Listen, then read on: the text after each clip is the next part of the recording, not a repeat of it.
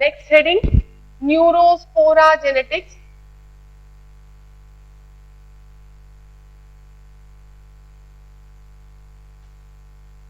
और tetrad analysis.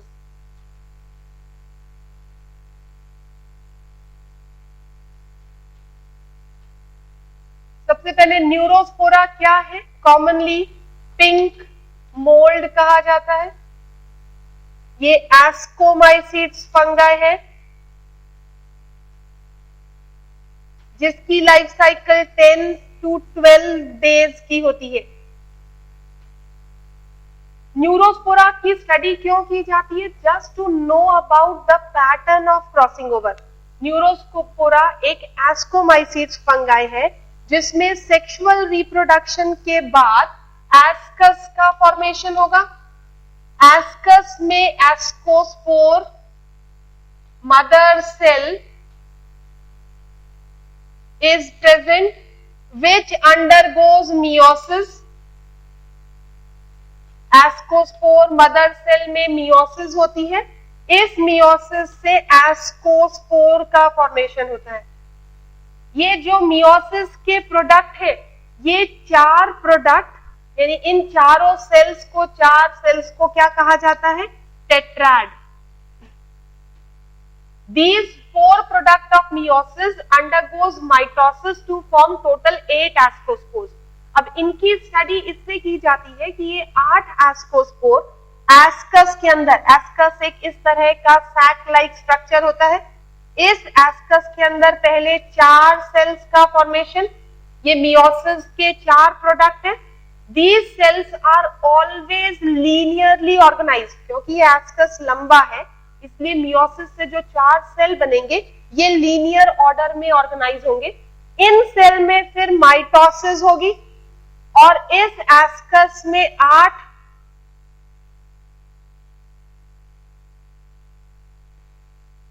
Ascospore का formation होगा। यानी if we number these sales,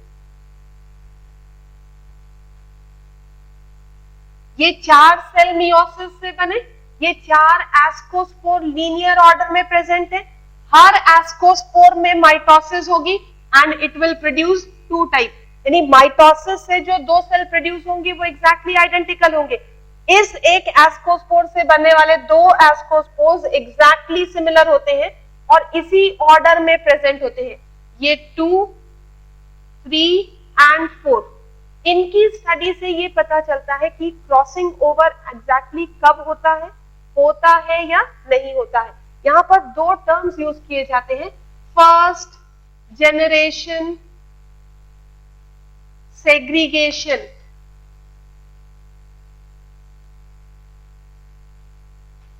and second होता है सेकेंड जनरेशन सेग्रीगेशन।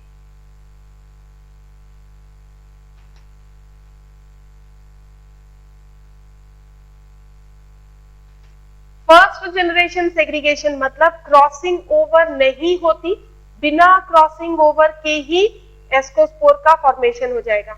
अगर बिना क्रॉसिंग ओवर के एस्कोस्पोर का फॉर्मेशन होगा तो ये जो 8 एस्कोस्पोर्स होंगे ये किस ऑर्डर में ऑर्गेनाइज्ड होंगे? 4:4 ऑर्डर में। In first generation segregation what happens? Crossing over is absent और ऑर्डर क्या देखा जाएगा? 4:4 के ऑर्डर में ऑर्गेनाइज होते हैं। सेकेंड जनरेशन सेग्रीगेशन में क्रॉसिंग ओवर होती है, crossing over occurs and ascospore का ऑर्डर क्या होगा? 2:2, 2:2, 2:2। इस ऑर्डर में ऑर्गेनाइज होंगे। ऐसा क्यों होता है?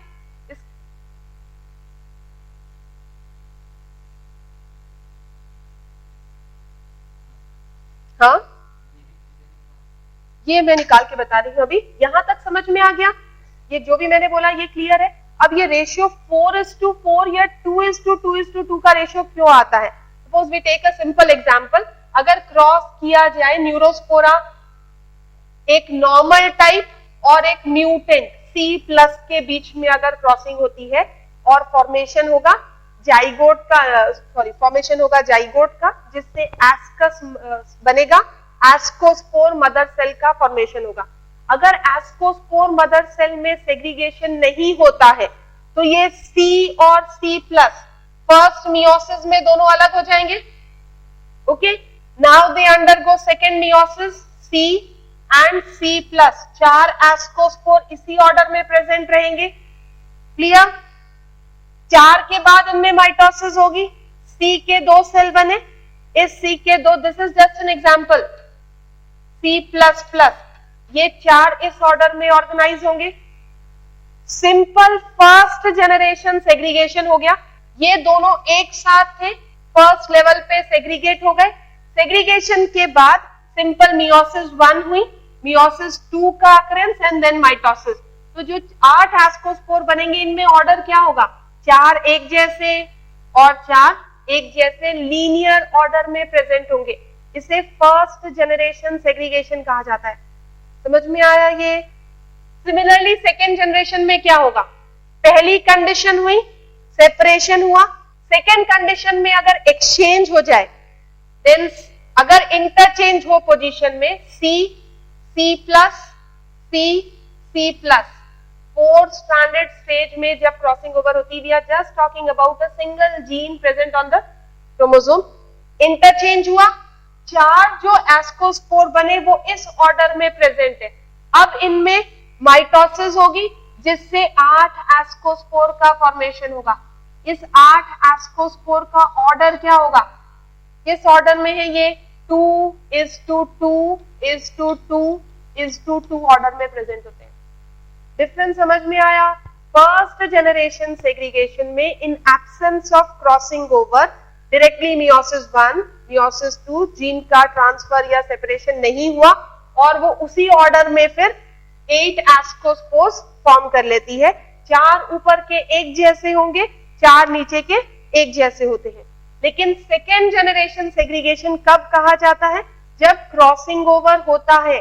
अगर क्रॉसिंग ओवर होगा तो ये फॉर्म के बाद सेगमेंट इंटरचेंज होगा, ये दोनों अपनी पोजीशन चेंज कर लेंगे, एक्सचेंज हुआ and they produces 8 ascospore and 2:2:2:2 order.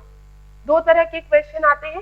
सबसे पहले फर्स्ट जनरेशन सेग्रीगेशन जब भी होगा, crossing over is absent, ascospore किस ऑर्डर में ऑर्गेनाइज्ड होंगे, 4:4। सेकेंड जनरेशन सेग्रीगेशन में क्रॉसिंग ओवर अकर करता है, एस्कोस्पोर का अरेंजमेंट क्या होगा, 2:2:2:2 अरेंजमेंट होता है। यहाँ पर मैंने टर्म C और C प्लस, सपोज एक नॉर्मल और एक म्यूटेंट टाइप, एक वाइल्ड और एक म्यूटेंट टाइप को क्रॉस किया, I have used this term. यहाँ पर टर्म AL प्लस किसी भी तरह के टर्म हो सकते हैं, बट जो क्वेश्चन है उसके आंसर 2 ही आएंगे, आइदर 2:2:2:2 मैनर में जब सेकेंड जनरेशन सेग्रीगेशन है, या फिर 4:4 मैनर में जब फर्स्ट जनरेशन सेग्रीगेशन है जिसमें क्रॉसिंग ओवर नहीं हो रही है। समझ में आया ये? Clear? Right down. Neurospora commonly known as pink bread mould और pink mould, Neurospora pink mould is Ascomycetes fungi. Neurospora is pink mold, is Ascomycetes fungi, in which sexual reproduction results in formation of sac-like ascus, inside which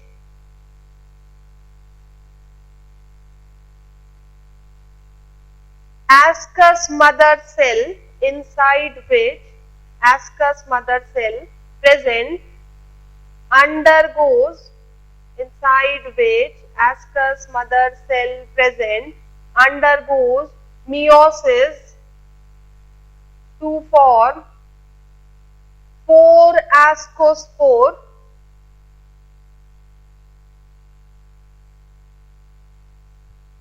which are referred as tetrad.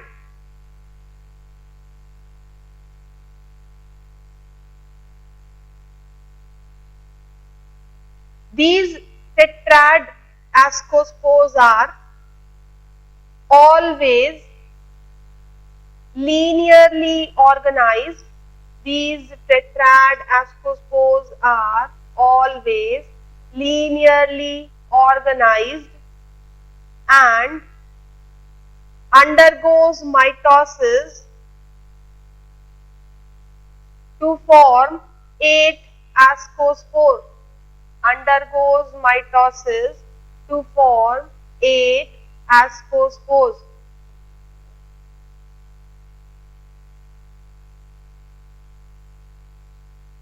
Arrangement of ascospores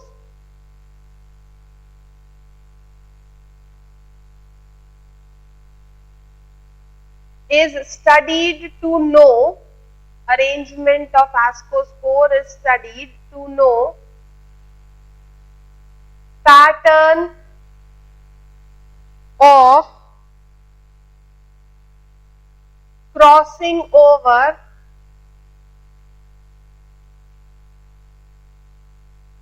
and pattern of crossing over and whether crossing over occurs at 2-stranded or 4-stranded stage.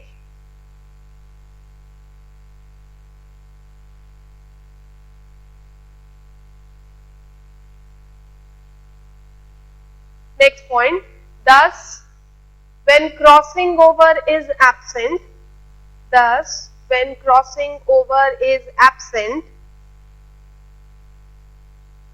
it leads to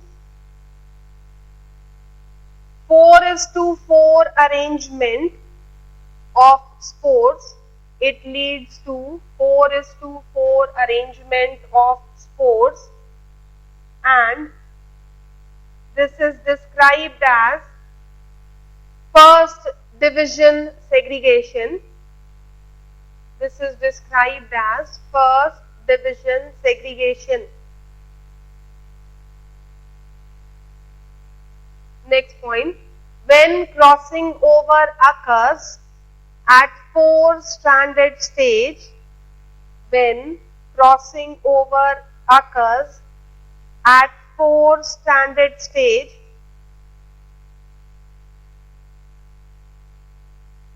it leads to 2:2 arrangement of, it leads to 2:2 arrangement of ascospores.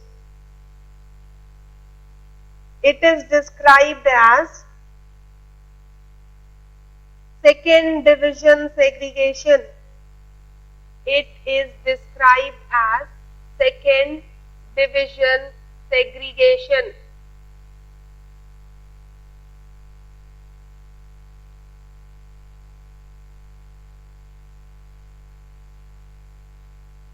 Clear? So first division segregation मतलब crossing over absent है, ascospores का arrangement क्या होगा 4:4 order में. Second division segregation मतलब crossing over होती है जिससे कि अलग हो जाती है जीन्स, और अरेंजमेंट क्या होगा एस्कोस्पोर का 2:2. ये सारी चीजें आती है टेट्राड एनालिसिस में. इस पे मेनली दो तरह के ही क्वेश्चन पूछे गए हैं. रेशियो पूछा जाएगा, अगर फर्स्ट डिविजन सेग्रीगेशन है तो क्या रेशियो होगा, अगर एब्सेंट है तो क्या रेशियो होगा. Term which I used C and C+, they may use some different terms in the question. Albino और पिंक को अगर क्रॉस किया जाए, एंड अगर सेकेंड डिविजन सेग्रीगेशन होता है एल्बिनो के लिए AL टर्म यूज होगा और पिंक के लिए L+ यूज होगा.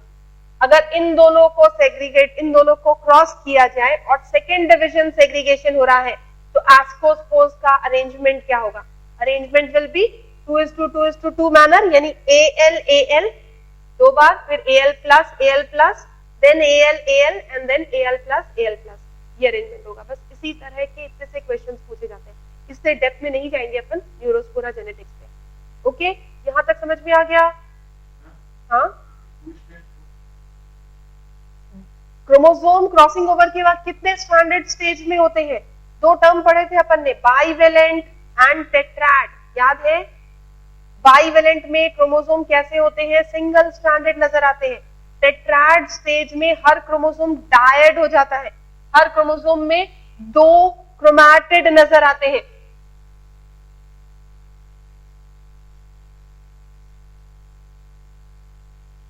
This is bivalent, a chromosome pair, इसे बाइवेलेंट कहा जाएगा।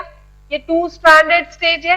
अगर फर्स्ट डिविजन में ही सेग्रीगेशन हो गया तो क्रॉसिंग ओवर नहीं होता है, बट अगर टेट्राड स्टेज में, this is tetrad stage, 4 strands नजर आ रहे हैं, इसे टेट्राड स्टेज कहते हैं। अगर 4 स्ट्रैंडेड स्टेज में सेग्रीगेशन होता है तो क्रॉसिंग ओवर होता है। क्रॉसिंग ओवर हमेशा 4 स्ट्रैंडेड स्टेज में ही अकर करता है, 2 स्ट्रैंडेड स्टेज में नहीं होता।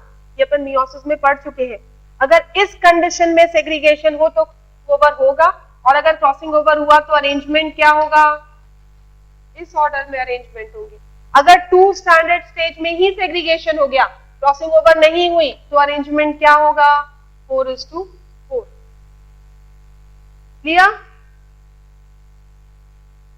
इसके बाद नेक्स्ट टॉपिक जो अपन पढ़ेंगे that is mutation. I hope यहां तक समझ में आ गया पूरा। कोई डाउट है किसी को? नेक्स्ट टॉपिक जो अपन पढ़ेंगे that is mutation. So right down next heading.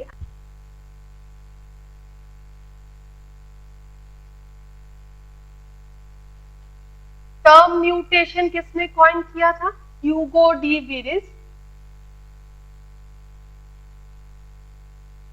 Hugo de Viris coined the term mutation. Hugo de Viris coined the term mutation to mark sudden heritable changes observed in plant Oinothera lamarckiana।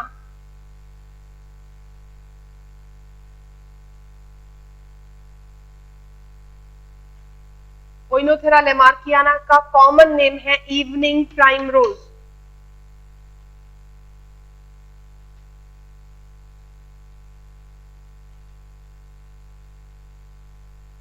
This is Oenothera lamarckiana. Hugo de Vries ने Oenothera lamarckiana में sudden variations देखे, sudden changes देखे जो heritable हो रहे थे, और इन changes को डिफाइन करने के लिए टर्म म्यूटेशन वाज प्रपोज्ड। लेकिन सबसे पहला म्यूटेशन किसने ऑब्जर्व किया था? Set right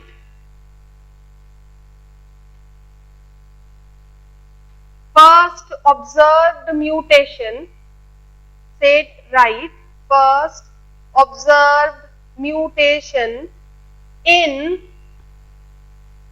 Ancon sheep. State right, first observed mutation in Ancon sheep.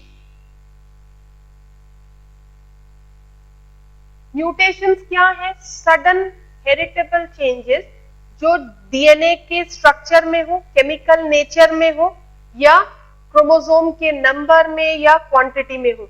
इस तरह के सडन चेंजेस जो हेरिटेबल होते हैं, नेक्स्ट जनरेशन में ट्रांसफर होते हैं, इन्हें क्या कहा जाता है? म्यूटेशन कहा जाता है। So next point, yes. देखो म्यूटेशन के टाइप्स है, बहुत सारे तरह से क्लासिफाई करते हैं। म्यूटेशन सोमाटिक है, जर्मिनल है। सोमाटिक सेल्स में जो म्यूटेशन होंगे ये नेक्स्ट जनरेशन में नहीं जाते, ये सिर्फ उसी जनरेशन के सेल में रहेंगे। एक्सेप्शन इसमें भी है, अगर वेजिटेटिव प्रोपागेशन के थ्रू म्यूटेशन होगा सोमाटिक सेल में तो it can be inherited to next generation. Germinal mutation, then forward mutation, backward mutation, spontaneous mutation, induce, एक एक करके अपन सारे टाइप्स के बारे में पढ़ेंगे। ठीक है, बेसिक पहले कंसेप्ट कि व्हाट इज म्यूटेशन, केमिकल और फिजिकल नेचर क्या है म्यूटेशन का, देन ये सारे टाइप्स। ठीक है, बहुत सारे टाइप्स आते हैं म्यूटेशन के। तो write down next point, mutation is defined as sudden heritable change in the amount or in the amount or structure of genetic material in the amount or structure of genetic material.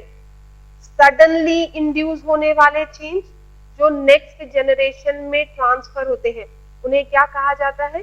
Mutation कहा जाता है। देखो दो term लिखे अपन ने यहाँ पर, amount and structure of genetic material. Amount में भी चेंज हो सकता है और केमिकल नेचर में भी चेंज हो सकता है।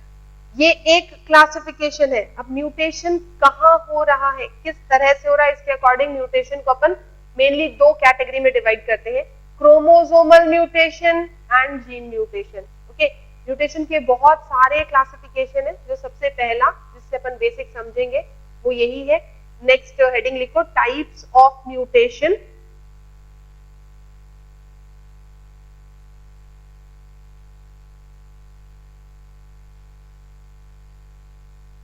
Types of mutation. First type that we'll study is chromosomal mutation.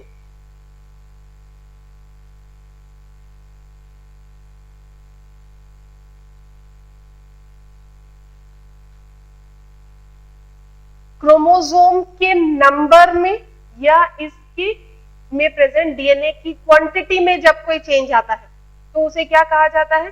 Chromosomal mutation. Chromosomal mutation को अपन अगर क्लासिफाई करें तो मेनली दो types, structural changes,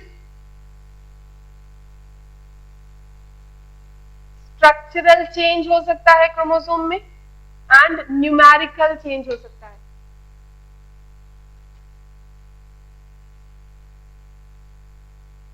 chromosomal mutation can occur due to two reason. पहला, क्रोमोसोम के स्ट्रक्चर में चेंज आ रहा है, दूसरा नंबर में चेंज आ रहा है। स्ट्रक्चर में चेंज दो तरह के, अमाउंट में डिक्रीज, अमाउंट में इंक्रीज। स्ट्रक्चरल चेंजेस में क्या क्या आते हैं? Deletion, that is also known as deficiency. Second, duplication. Third, inversion, and fourth, translocation.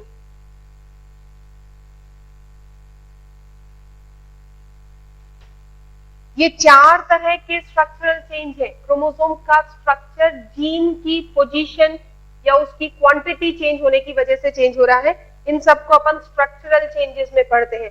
Numerical change में दो कंडीशन, यूप्लॉइडी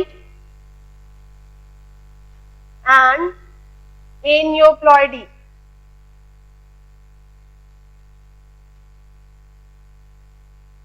यूप्लॉइडी मतलब when change involves entire set of chromosomes. Change in number involves